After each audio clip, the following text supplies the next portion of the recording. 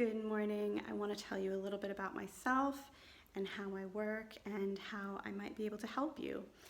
And I guess the first thing is that I work with creative therapies, creative sensory processes. So it basically means working with creativity whilst also working with the somatics and the sensations in your body. This is really important. Why? All of our thoughts, all of our feelings, they live in our body.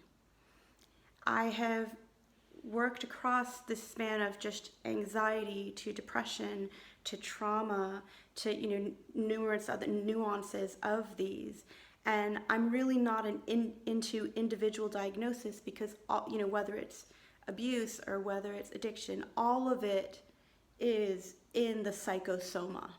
It one way or another relates to emotion, psyche, mind, body. So when I'm working with creativity and the body because we need to find out where is that emotion in your body, where are those stuck thoughts, where is that anxiety, and we work somatically with that. Creativity, because life is just not linear, and creativity allows us to let things do what they need to do. So let me give you some examples. Drawing a mad map. So a mad map, and this can be stick figures and just symbols and whatever. You do not need to be any type of artist, and even if with the music and the dance, you do not need to have any previous artistic background. But the example of mad map in our experiences not being linear, drawing everything that led you to be where you are, the map of who you are, and it could be in symbols even, right? Or just X marks the spot, but just knowing, having the map, let it come out in the non-linear way of you start with what happened yesterday and then you go back to 10 years ago and then you go to 2 months ago. It doesn't matter. Let it be non-linear, right? That's part of why I work with creativity.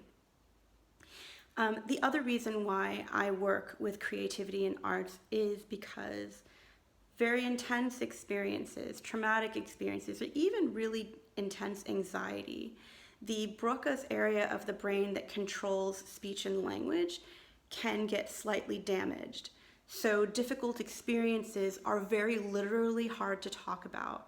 So what I do with the creativity is I rewire communication, right? Rewire it through singing, rewire it through drawing, right? The communication goes through a different route rather than just through the traditional language center. So we can actually start making the invisible visible. So those are the two main pillars of my work, are the somatics, the body work, and the creativity. And you choose whatever you want to work with creatively, right? So some people are movers. Sometimes we just need to move through what we're going through. Some people really take to voice or just, playing. Some people don't want to sing, they don't want to do any voice, but they really like the drawing exercises. What we're trying to do is illuminate your inner world and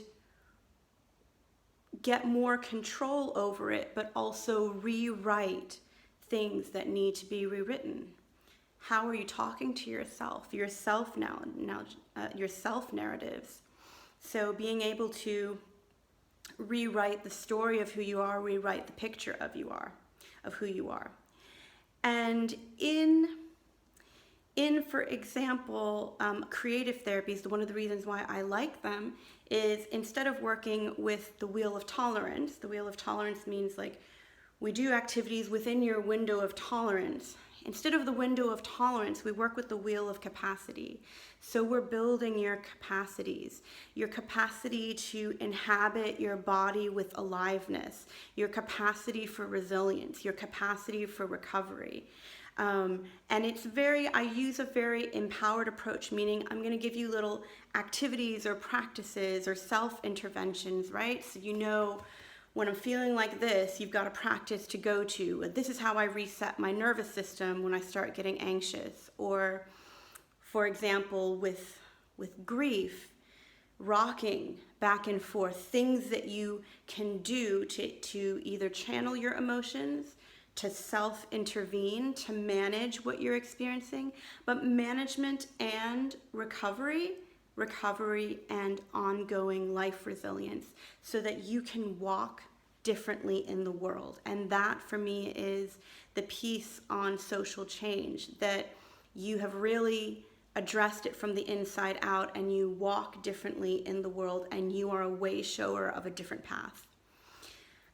So with the creativity, sometimes we work to address some of the societal narratives, family, culture.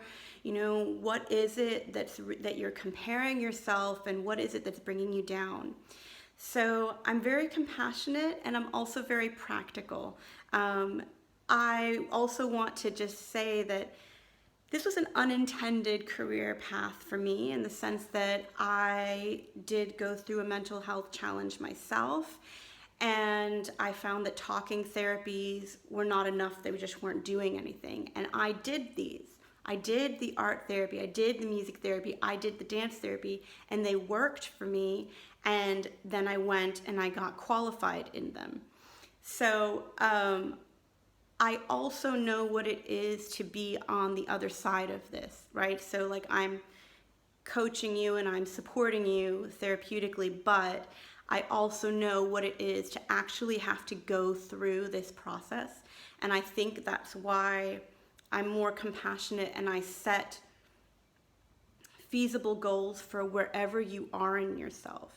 For example, when I had depression, there were times where my only goal was to not think about killing myself.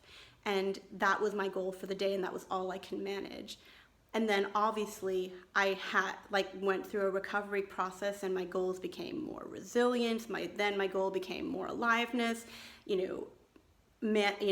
managing emotional ups and downs, developing emotional stability, then developing aliveness. I've done this work across the spectrum of deep depression to, resilience and vitality. That's why I love the arts, and I love working with the wheel of capacity. And I want you to know that that's possible. Okay, and I'll give you maps of different processes, so that you know like what's possible in recovery, what's possible on a day-to-day basis, that this is just what we're going to do to manage certain things.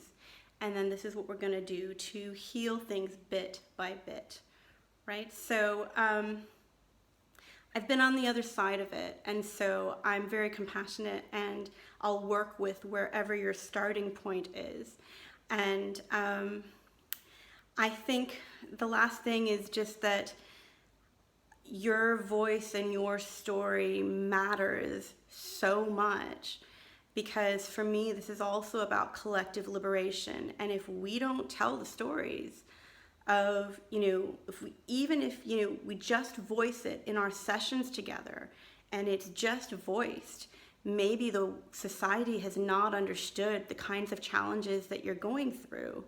We need, for me, just being a witness to your voice, to your story, to your struggles, to everything that you're going through. That is really, really important. So I don't judge, and I don't even compare you. I just use my knowledge and my expertise and my personal experience to facilitate what is going to be the most helpful, the most supportive thing for you.